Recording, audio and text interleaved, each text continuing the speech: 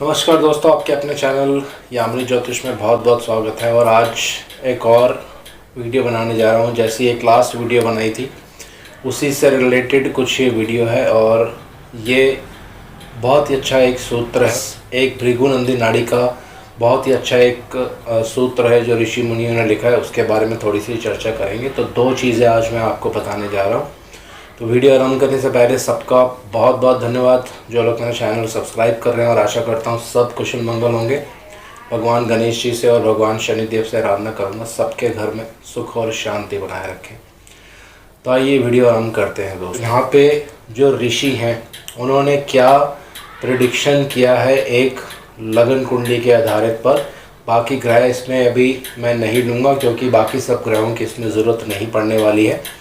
तो पहले सूत्र मैं आपको बताता हूँ कि ऋषि ने क्या फलित जो है वो किया है। तो ऋषि कहते हैं 9 नंबर लगन हो, अगर धनु लगन की कुंडली हो, बृहस्पति देव और केतु देव दोनों अष्टम भाव में हो, राहु दूसरे भाव में हो, क्या फलित यहाँ पे निकल कर आएगा कि जिस जातक की आप कुंडली देख रहे हैं उसके पिता के बड़े बहन, उसकी पिता की जो बड़ी बहन होगी, उसके जो पति होंगे उनकी जल्दी मृत्यु हो जाएगी। दूसरे शब्दों में ऋषि ने इसको कैसे लिखा है कि पिता की जो बड़ी बहन होगी चिरंजीवी होगी। क्या चिरंजीवी का मतलब है लंबी आयु होगी उनकी, पर वैधव्य योग लिखा हुआ है जीवन में।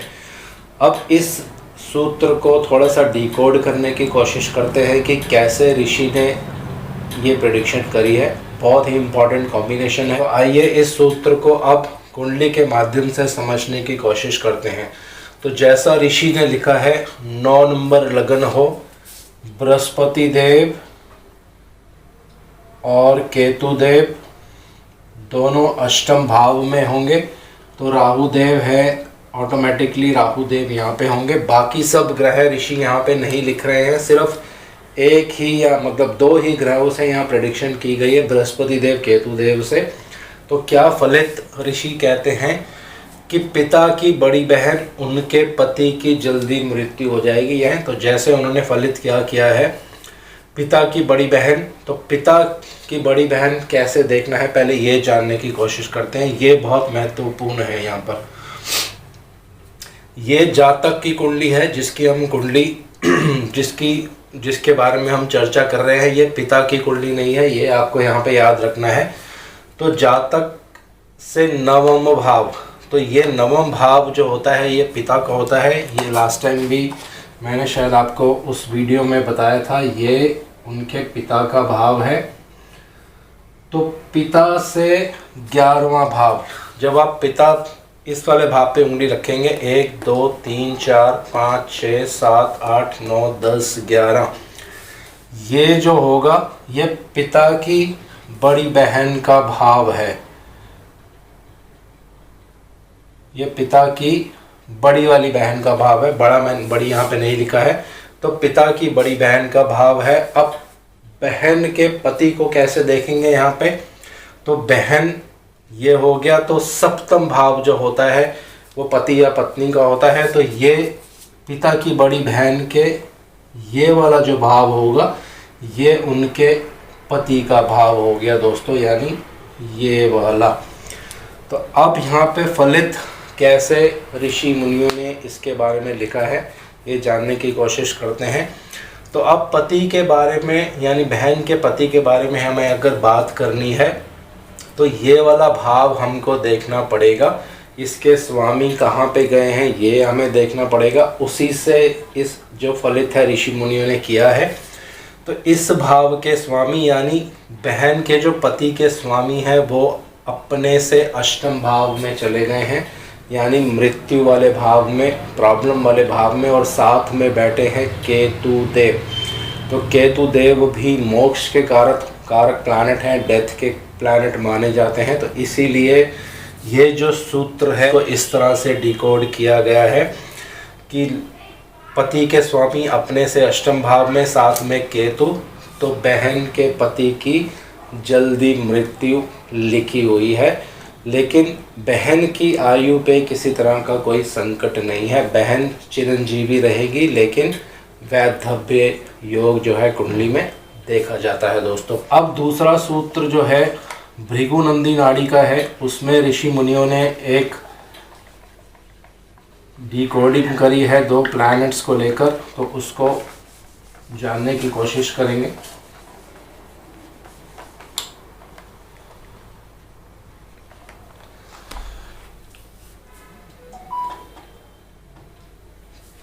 क्या सूत्र है पहले मैं आपको ये बता देता हूँ। वो सूत्र ये है कि अगर कुंडली में मंगल कहीं भी हो, उसके आगे राहु देव हों। अब आगे का मतलब होता है कि मान लीजिए लगन में मंगल है, उसके यहाँ पे राहु देव हों, यहाँ राहु देव हों, यहाँ राहु देव हों, यहाँ राहु देव हों, यहाँ राहु देव हो, तो भी सेम कॉम्बिनेशन माना जाता है। लेकिन उसमें कंडीशन ये होती है कि मंगल देव और राहु के बीच में कोई ग्रह नहीं होना चाहिए। उदाहरण के लिए मैं बता देता हूँ, मान लीजिए अगर मंगल लगन में है और राहु देव यहाँ पे आते हैं, तो बीच में कोई ग्रह नहीं होने चाहिए। तो आगे का मतलब है मेरे आगे, यानी मंगल देव के आगे राहु देव अगर बैठे हैं, लेकिन यहाँ कोई ग्रह नहीं हो, यहाँ भी कोई ग्रह नहीं हो, यहाँ भी कोई ग्रह नहीं होना चाहिए। कोई दृष्टि पड़ती है तो उसका इसमें कोई फ़र्क नहीं पड़ता है, आगे कोई ग्रह नहीं होना चाहिए दोस्तों। तो भृगुनंदी नाड़ी का एक बहुत ही अच्छा रूल है, वो पहले मैं आपको ये बता देता हूँ। इसमें ऐसा माना जाता है, एक इमेजिनेशन की जाती है कि जब किसी जातक का जन्म होता है, बच्चे का जन्म होता है, आपको एक लगन मिलता है, यानी उस बच्चे को एक लगन मिलता है, उसमें ग्रह विराजमान रहते हैं, हर राशि में ग्रह विराजमान रहते हैं। तो ग्रह जो हैं यात्रा आरंभ करते हैं, यानी प्रोग्रेस करना शुरू कर देते हैं। प्रोग्रेस का मतलब होता है मूवमेंट। तो यहाँ पे आपको अपने मन में ये सोचना है कि जब इस जातक का जन्म हुआ है, मंगल देव यहाँ पे हैं, तो ये मंगल देव जो है यात्रा करेंगे दोस्तों। यानी एग्ज़ाम्पल मान लेते हैं हम, ये मंगल 6 नंबर में है, तो जब ये यात्रा करेंगे तो 7 में आएंगे, 8 में आएंगे, 9 में आएंगे और 10 में आएंगे, तब इनका राहु देव से मिलन होगा। मंगल देव एक फास्ट प्लैनेट हैं, जल्दी जल्दी राशि बदलते हैं कुछ ही समय में, 30 या 40 दिन के आसपास।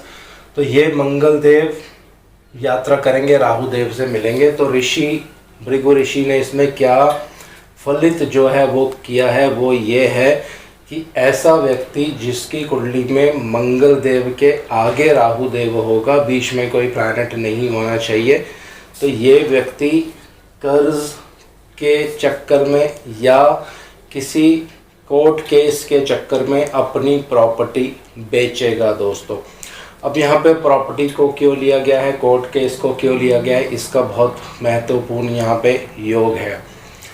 जब भृगुनंदी नाड़ी में हम प्रॉपर्टी की बात करते हैं तो 3 ग्रहों को सबसे इम्पोर्टेंस दी जाती है। वो है शुक्र देव जो मकान के कारक हैं, बुध देव जो फ्लैट के कारक माने जाते हैं, और मंगल देव जो भूमि यानी लैंड जो प्लॉट होता है उसको कहा जाता है। तो ऐसा व्यक्ति जब मंगल देव के आगे राहु देव आएगा, तो राहु देव और मंगल देव की युति को पुलिस द्वारा ह्यूमिलेशन का योग कहा जाता है दोस्तों। तो ऐसा व्यक्ति जिसकी कुंडली में इस तरह का योग होगा, मंगल देव के आगे राहु देव होंगे, कोई ग्रह बीच में नहीं होने चाहिए, तो कभी ना कभी अपने जीवन में जब उसका प्रोग्रेशन खराब होता है, जुपिटर का प्रोग्रेशन उस पर लगाना पड़ता है, उस समय में ये अपनी लैंड और प्रॉपर्टी बेच देता है दोस्तों। उस कोर्ट केस के चक्कर में जो उसको खर्चा करना पड़ता है, उस खर्चे को पूरा करने के लिए मंगल को पुलिस माना जाता है और राहु देव को ह्यूमिलेशन माना जाता है। तो जब इन दोनों की युति होती है, और मेल चार्ट अगर आप देख रहे हैं, पुरुष जातक का चार्ट अगर आप देख रहे हैं, तो ये पुलिस के द्वारा ह्यूमिलेशन का योग होता है, किसी तरह का कोर्ट केस का योग भी ये बना देता है। तो अक्सर आप देखेंगे इस तरह के केसेस में व्यक्ति अपनी प्रॉपर्टी जो है वो बेच देता है दोस्तों। अब एक और बहुत ही महत्वपूर्ण योग है जिसके बारे में ऋषि भृगु ने एक प्रेडिक्शन किया है। छोटा सा सूत्र है लेकिन बहुत ही महत्वपूर्ण सूत्र है। सूर्य देव को पिता का कारक भी माना जाता है और सूर्य देव को अब उसकी संतान का भी कारक माना जाता है। यानी सूर्य पिता भी है, सूर्य पुत्र भी है। ये नाड़ी ज्योतिष में कॉन्सेप्ट है बहुत अच्छा दोस्तों। अब एक सूत्र यहाँ पे ऋषि मुनियों द्वारा उस बुक में दिया हुआ है, भृगुनंदी नाड़ी की बुक जब आप पढ़ेंगे, किसी की भी कुंडली में अगर सूर्य देव के आगे राहु देव होंगे तो उनकी एक संतान विदेश में सेटल्ड होती है या संतान का जन्म विदेश में होता है दोस्तों। बहुत ही अच्छा ये कॉम्बिनेशन है और इसको आप पढ़ेंगे बुक में तो बहुत ही अच्छे से ऋषि ने इनको डिकोड किया है। और साथ में अगर यहाँ पे बुध देव भी आ जाते हैं राहु देव के साथ तो फिर जो फलित है उसमें फेरबदल होता है। फिर फलित क्या होता है कि एजुकेशन के लिए, क्योंकि बुध एजुकेशन का कारक होता है, एजुकेशन के लिए आपकी संतान विदेश में जाकर पढ़ती है दोस्तों। इसी को थोड़ा सा रिवर्स करते हैं। यहाँ पे पहले राहु देव को सूर्य देव के आगे लिया है ऋषि मुनि ने। अब राहु देव को सूर्य देव के पीछे लिखते हैं तो क्या फलित होगा। यहाँ पे फिर फलित में थोड़ी सी चेंजिंग होती है। आगे मतलब आपका फ्यूचर होता है, आगे क्या होने वाला है। पीछे मतलब किसी तरह की प्रॉब्लम। तो इसका मतलब ये है कि अगर सूर्य देव के पीछे राहु देव होंगे तो पिता को अपने प्रारंभिक जीवन में बहुत कष्टों का सामना करना पड़ता है दोस्तों। तो दोनों ही तरह से मैंने ये तीनों जो सूत्र हैं आपको डिकोड करके बताए हैं। तो नाड़ी के बहुत अच्छे कॉन्सेप्ट्स जो हैं डिकोडिंग में आपकी बहुत सहायता करते हैं। इजी प्रेडिक्शन इससे आप कर सकते हैं। ग्रहों के कारकत्वों की आपको अच्छी नॉलेज होनी चाहिए, राशियों की अच्छी नॉलेज होनी चाहिए।